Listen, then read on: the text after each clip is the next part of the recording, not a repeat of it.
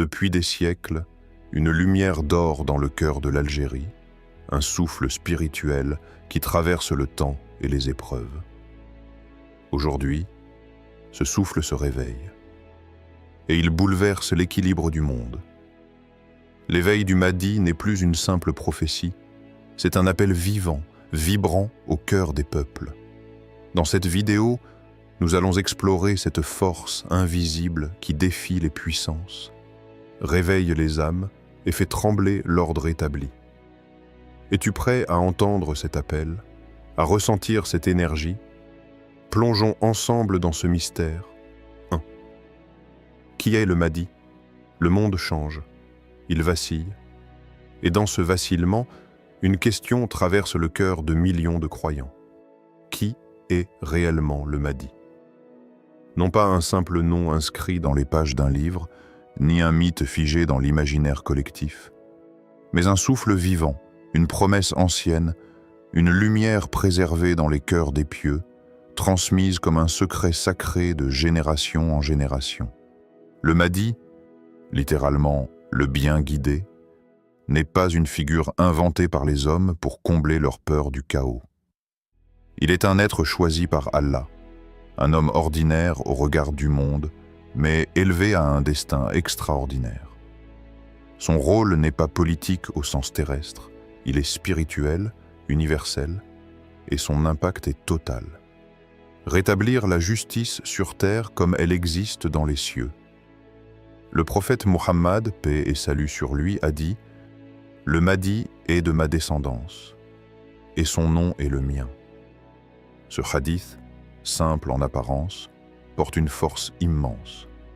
Il ne s'agit pas uniquement d'un nom, mais d'un héritage spirituel, d'un lien pur entre l'origine prophétique et le futur libérateur.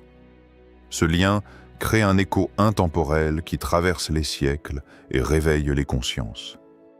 Mais crois-tu, toi qui écoutes, en une force spirituelle assez puissante pour réveiller les âmes endormies, inverser le cours de l'histoire et ramener l'humanité vers l'équilibre sacré?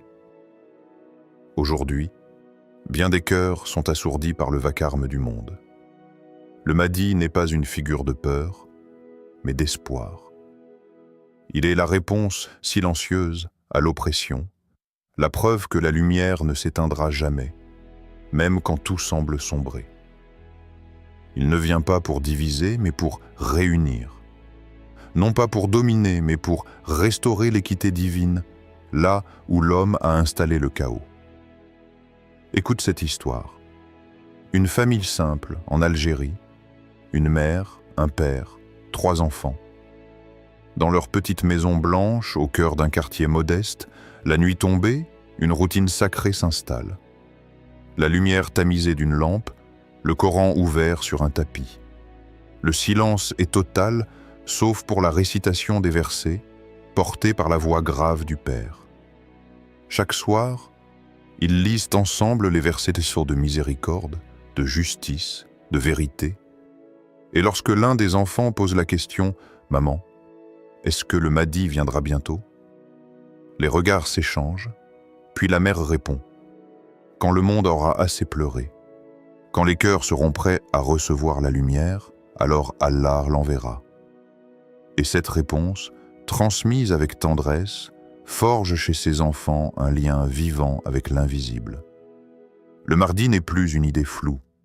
Il devient une attente intime, une réalité spirituelle plantée comme une graine dans leur cœur. Ce n'est pas une famille parmi tant d'autres. C'est un symbole, un miroir tendu à chacun d'entre nous. Et toi, as-tu préparé ton cœur pour cette rencontre? As-tu cultivé ta propre lumière afin de reconnaître la sienne lorsqu'elle apparaîtra? Le Mahdi ne viendra pas au moment où l'on crie le plus fort, mais lorsque les prières monteront en silence, avec sincérité, depuis des cœurs épuisés par l'injustice. Il ne viendra pas avec fracas et armée tonitruante, mais avec une autorité douce, un charisme pur, une lumière qui bouleversera sans violence, mais qui brûlera comme une vérité face aux mensonges du monde. Il est attendu dans l'Est, mais son appel sera entendu à l'Ouest. Il est annoncé dans les récits anciens, mais son impact se fera sentir dans les rues modernes. Il sera reconnu non pas par ses habits, mais par la paix qu'il fera naître dans les cœurs sincères. Le Mahdi, c'est l'ultime miroir. Il révèle la foi cachée comme il dévoile l'hypocrisie. Ceux qui ont nourri leur âme le reconnaîtront comme on reconnaît une source d'eau en plein désert. Les autres verront en lui un mystère qui les dépasse. Mais ici, la question persiste, profondément. Si le Mahdi apparaissait demain, serais-tu prêt? Pas dans tes vêtements, pas dans ton apparence extérieure, mais dans la disposition de ton cœur. Car peut-être que l'attente du Mahdi, ce n'est pas seulement une attente extérieure, mais un appel intérieur à devenir toi-même un porteur de lumière, un bâtisseur de justice, un témoin vivant du message d'Allah. Et dans ce cas, la vraie question n'est pas « qui est le Mahdi ?» mais « suis-je prêt à le reconnaître, à le suivre ?» Ou même à préparer le terrain pour lui dès aujourd'hui. 2. L'Algérie, terre d'éveil. Écoute bien. Il y a des terres qui respirent encore la mémoire des saints. Des montagnes qui, la nuit, semblent murmurer les secrets des hommes de Dieu. Des sables brûlant le jour, mais silencieusement sacrés quand l'aube arrive. Et parmi ces terres, l'Algérie. Ce n'est pas un hasard si tant de récits anciens, tant de rêves spirituels, tant de prières chuchotées trouvent un écho particulier dans cette nation blessée, mais debout. L'Algérie n'est pas qu'un pays. Elle est une âme collective, forgée par la souffrance, purifiée par la lutte et appelée à quelque chose de plus grand que ce que l'histoire moderne veut bien reconnaître. Autrefois, les routes qui traversaient ces montagnes étaient empruntées par des maîtres soufis, des savants de la lumière. Leurs paroles ne s'écrivaient pas dans des livres, elles se gravaient dans les cœurs. On les appelait cheikh, mokadem, faqih, des hommes simples mais rayonnants. Ils enseignaient dans les zawiyas, ces écoles de l'âme où l'on apprenait non seulement la science, mais aussi le silence, l'humilité et le goût de Dieu. Et aujourd'hui, ce souffle mystique, ce souffle de vérité, semble vouloir revenir. Car le monde moderne ne remplit plus les cœurs. Il les encombre, il les vide. Et dans les villes algériennes, malgré la technologie, malgré les réseaux sociaux, malgré l'apparence du progrès, le peuple ressent une soif d'authenticité, une soif d'absolu, une soif de justice divine. C'est dans ce contexte que certains recommencent à lever la tête vers le ciel. Et parmi eux, un homme, un professeur. Pas un imam, pas un théologien célèbre, juste un enseignant en philosophie à Alger. Lui, il ne parle pas fort. Mais quand il parle, on écoute. Il commence ses cours avec une question simple. Et si la vérité n'était pas ce que vous voyez, mais ce que vous ressentez profondément? Ces étudiants, d'abord sceptiques, puis intrigués, finissent par rester après les cours. Ils ne veulent plus seulement comprendre les concepts, mais vivre une conscience. Alors il leur parle d'Ibn Arabi, de Ghazali. Puis, un jour, dans un silence respectueux, il leur parle du Mahdi, pas comme une figure mythique, mais comme un principe vivant. Il dit « Le Mahdi n'est pas seulement un homme qu'on attend. Il est une force qui s'éveille dans les peuples humiliés, une énergie spirituelle qui s'allume chez ceux qui refusent de plier devant l'injustice. » Et soudain, quelque chose change dans les regards. Les jeunes qui ne priaient plus, les jeunes désabusés par la politique, les jeunes noyés dans les illusions modernes, commencent à revenir. Pas vers une religion formelle, mais vers une quête intérieure.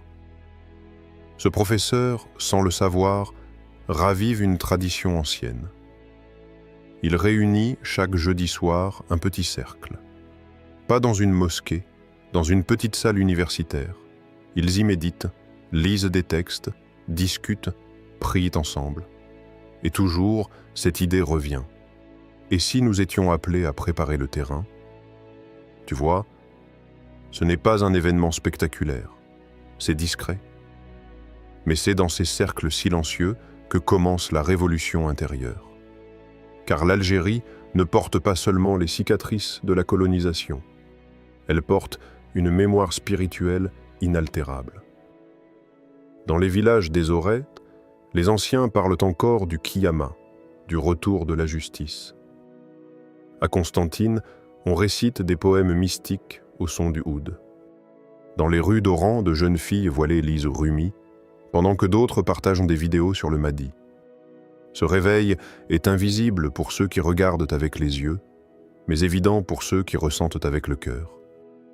Alors toi, spectateur, en toi résonne-t-il cet appel? Ce murmure intérieur qui te dit « Et si je devenais acteur de ce réveil collectif ?» Pas besoin d'être connu, pas besoin d'être parfait. Il suffit d'être présent, sincère, aligné avec la lumière. C'est peut-être là, dans ton quartier, dans ton salon, dans une conversation avec ton frère, que commence la première pierre du futur. Tu n'es pas un simple témoin. Tu es un passeur, un gardien, un veilleur dans la nuit. Car si l'Algérie est une terre d'éveil, c'est que ceux qui l'habitent sont les gardiens de cette flamme sacrée. Et cette flamme, aujourd'hui, cherche ton souffle pour grandir. 3. La France face à ce réveil. Paris, 6 heures du matin. Le ciel est encore gris. Le vent traverse les rues désertes. Dans cette capitale si dense, si bruyante le jour, le silence du matin est presque sacré. Yanis marche lentement. Il sort du métro, le regard posé au loin. 24 ans, franco-algérien, né à Montreuil, étudiant à la Sorbonne, mais ce matin, il ne se rend pas en cours. Il va à la mosquée, pas parce que c'est vendredi, pas parce que ses parents lui ont dit, mais parce que, depuis quelque temps, il sent une force mystérieuse qui l'appelle à l'intérieur. Ce n'est pas facile à expliquer. Yanis a grandi entre deux mondes. Chez lui, son père parlait avec la nostalgie de l'Algérie, des montagnes de Kabylie, de l'appel à la prière dans le vent du soir. Mais à l'école, à la télé, dans la rue, c'était autre chose. Une autre langue, une autre logique. Une culture qui lui demandait souvent de taire l'autre. Longtemps, il a porté un masque. Pour être accepté. Pour ne pas être étiqueté. Mais aujourd'hui, ce masque ne tient plus. Quelque chose s'est fissuré en lui. Il ne veut plus choisir entre deux pôles, il veut les réunir. Et ce besoin de réunification intérieure, il n'est pas seul à le vivre. Dans toute la France, un vent discret mais puissant souffle parmi des milliers de jeunes comme lui, des jeunes issus de l'immigration, porteurs d'une double mémoire, celle de la République et celle de leurs racines. Et ce souffle prend une forme étrange, dérangeante pour certains. Le retour à une spiritualité vivante. Pas une spiritualité ritualisée, enfermée dans les murs d'une mosquée, mais une soif profonde de sens, de justice, de transcendance. Et ce réveil, en France, ne passe pas inaperçu, car il entre en collision avec un récit national construit autour de la laïcité comme séparation. Or, cette nouvelle génération ne cherche pas à imposer sa foi, mais à l'incarner avec calme, avec dignité, avec lumière. Mais la France officielle a peur, non pas d'une guerre, mais d'un changement de paradigme. Parce que l'histoire coloniale n'est pas morte. Elle hante les murs, les archives, les regards. Elle réapparaît dans les débats télévisés, dans les lois sur les signes religieux, dans les regards méfiants dans le métro. Et face à cette renaissance silencieuse, certains l'aperçoivent comme une menace. Mais en vérité, c'est une opportunité. Car le réveil spirituel des jeunes franco-musulmans n'est pas un rejet de la République. C'est une tentative d'y insuffler une âme. Et alors, une question profonde surgit. Peut-on concevoir une rencontre entre une spiritualité renaissante et une république moderne? Ce n'est pas une question de politique, c'est une question de cœur. Est-ce que la France peut tolérer qu'en son sein naisse un élan spirituel qui ne lui ressemble pas mais qui ne la contredit pas non plus? Est-ce qu'elle peut embrasser le fait que certains de ses enfants soient à la fois citoyens et croyants fervents? Yanis, ce matin-là, entre dans la mosquée. Pas une grande mosquée. Un petit lieu. Peu de monde. Peu de bruit. Mais dans ce silence, il entend ce qu'aucun professeur ne lui a jamais dit. Il sent que la justice que son âme réclame n'est pas celle des lois humaines, mais celle d'un équilibre plus profond, plus sacré. Un équilibre que le Mahdi, ce personnage qu'il avait toujours vu comme un mythe lointain, incarne soudainement avec intensité. Et en sortant, il sent que la France dans laquelle il vit n'est plus la même. Non parce qu'elle a changé, mais parce que lui, il a changé de regard. Il décide ce jour-là d'écrire, d'ouvrir un blog, de raconter ce qu'il ressent. Et bientôt, il reçoit des messages de Lyon, Marseille, Lille, des jeunes comme lui, des femmes voilées, des convertis, des fils d'ouvriers, des étudiants. Tous ont cette même sensation. Quelque chose s'éveille, une conscience, un retour, une lumière venue d'ailleurs, mais qui éclaire ici. Et cette lumière, ils la reconnaissent tous dans un mot ancien, longtemps oublié, mais à présent gravé en eux. Mahdi. 4. L'ordre mondial ébranlé.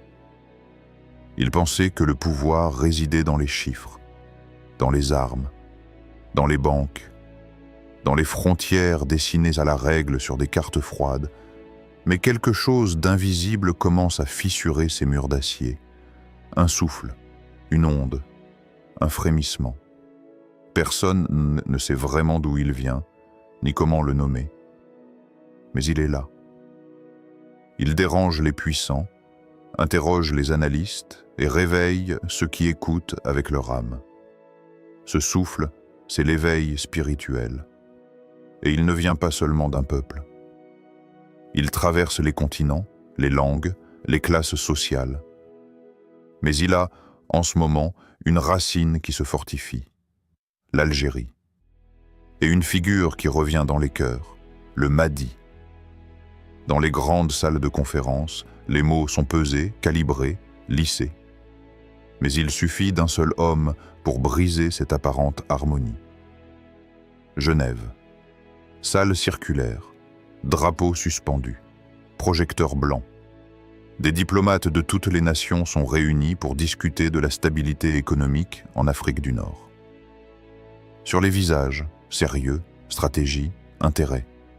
Mais lorsqu'un diplomate algérien, homme discret au regard profond, prend la parole, l'atmosphère change. Il ne parle pas de chiffres, il ne cite pas les puissances occidentales.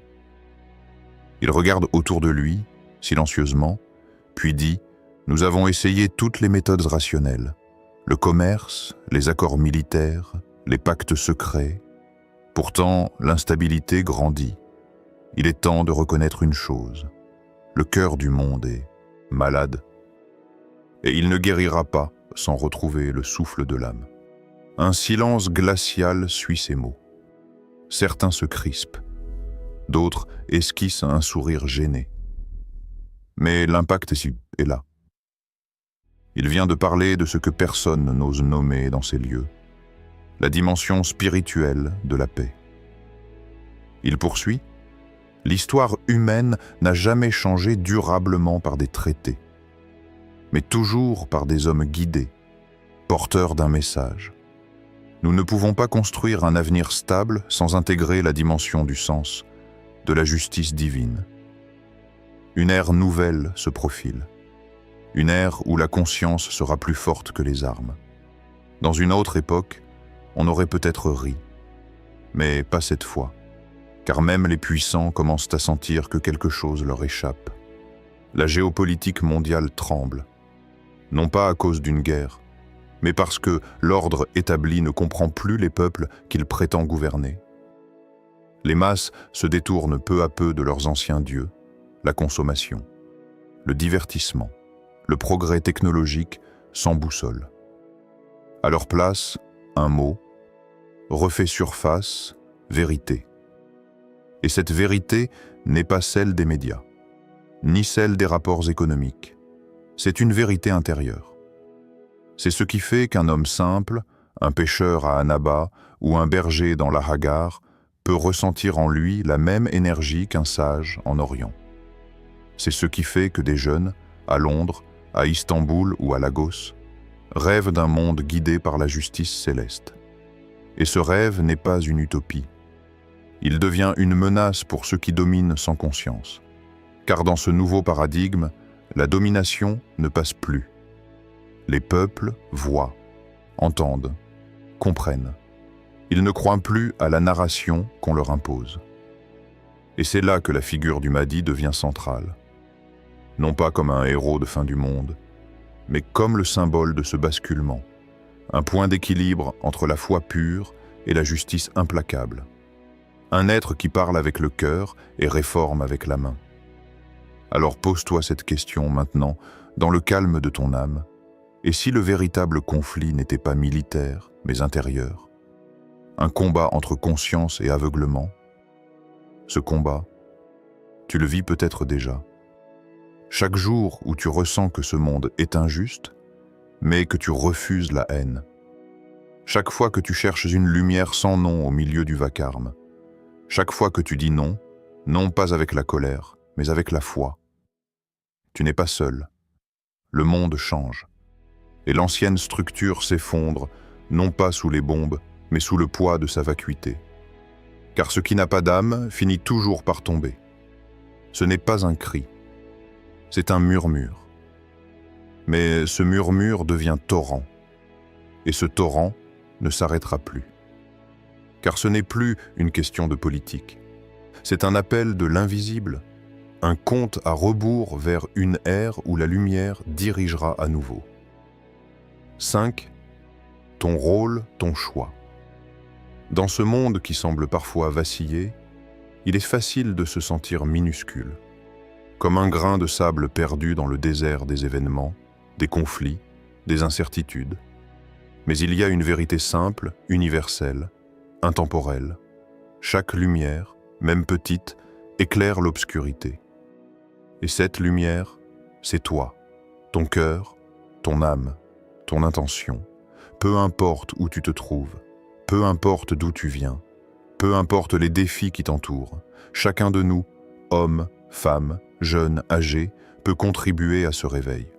Pas forcément par de grands gestes, mais par la prière silencieuse, par la méditation qui apaise, par l'action juste, même humble, posée avec amour. Regarde cette île d'histoire. Dans une ville paisible d'Algérie, Blida, une mère veille sur ses enfants. Son nom importe peu. Ce qui compte, c'est ce qu'elle fait. Chaque matin, avant que le soleil ne chauffe les ruelles, elle leur enseigne la patience. La patience face aux épreuves. La patience face aux injustices du monde. Elle leur apprend la gratitude. Pas seulement pour les biens matériels, mais pour le souffle, pour la santé, pour chaque sourire donné. Petit à petit, dans cette maison, un jardin intérieur fleurit. Un espace où la lumière prend racine. Mais cette mère ne s'arrête pas là. Elle voit autour d'elle des familles qui peinent, des voisins qui s'éloignent par fatigue ou par peur. Alors, sans bruit, sans chercher la reconnaissance, elle organise des repas partagés. Elle ouvre sa porte aux plus démunis. Elle crée un cercle d'entraide, un cercle de lumière. Elle incarne l'étincelle du changement. Une étincelle qui, parfois, suffit à embraser un feu nouveau. Et toi, spectateur, au cœur de ce récit, une question se pose, douce mais puissante. Qu'acceptes-tu aujourd'hui de lâcher? La peur qui t'empêche d'avancer? Le doute qui freine ton engagement? L'indifférence qui voile ton regard? Et surtout, Qu'embrasses-tu à la place? L'espoir, fragile mais vrai. La foi, celle qui transcende les épreuves. La transformation, celle qui commence en toi, ici et maintenant. Car le réveil du Mahdi, ce n'est pas une seule histoire lointaine, une prophétie éloignée. C'est une invitation à chacun de devenir acteur, gardien, bâtisseur de lumière. En toi, il y a une force qui peut déplacer des montagnes invisibles, une force capable de créer la paix autour de toi, une force qui peut ouvrir les cœurs endormis. Alors ne doute pas de ton rôle. Il est unique, il est précieux, il est indispensable. Prends ce souffle, cette prière, cette intention, et deviens, dès aujourd'hui, une source de lumière. Car dans ce grand mouvement, le moindre pas vers la justice est un pas vers l'éveil collectif. Le réveil du Mahdi ne se limite pas à un événement lointain. Il commence dans chaque cœur qui choisit la lumière, la justice, la paix. L'Algérie aujourd'hui incarne ce renouveau spirituel qui traverse les frontières et touche l'âme du monde. Et toi, au fond de toi, quel rôle choisis-tu dans ce grand mouvement? L'histoire s'écrit ici et maintenant. Que ta lumière soit un phare dans la nuit et que ta foi soit le chemin vers un monde réconcilié. N'oublie jamais, le changement commence en toi. Merci de t'être joint à cette quête, paix et lumière sur toi.